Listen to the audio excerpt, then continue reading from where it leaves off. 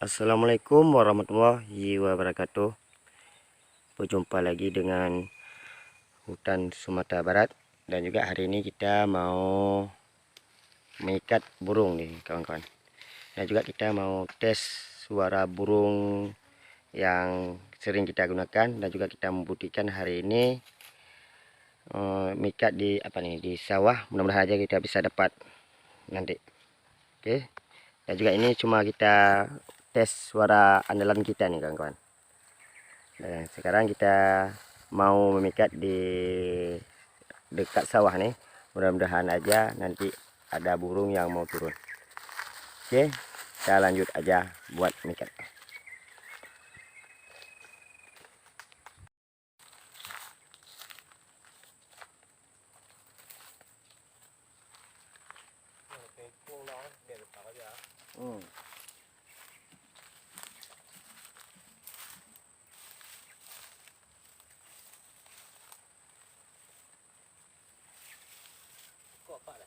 Có bạn ơi.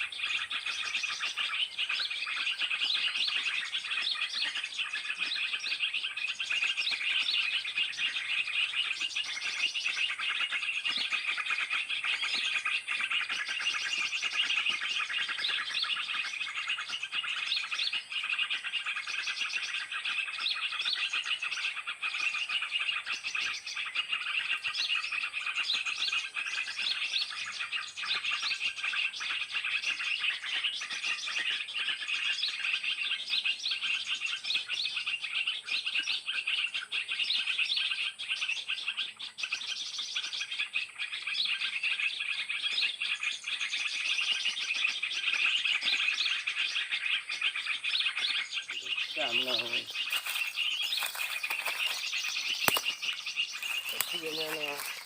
Hah? Bagiannya untuk dia. Sudah. Ada ibu ini.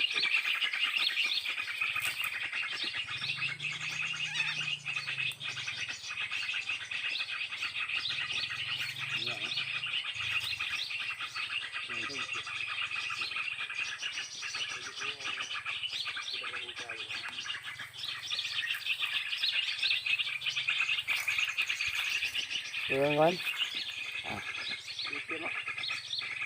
saya nggak tahu namanya burung di sini, burungnya kalau bahasa Indonesia, tapi kalau bahasa Aceh burung kapasnya.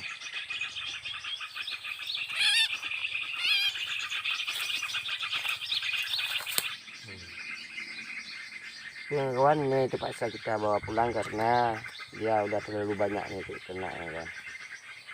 Nah, kita masih banyak yang melengket nih. Nah, terpaksa kita lah bawa pulang kan.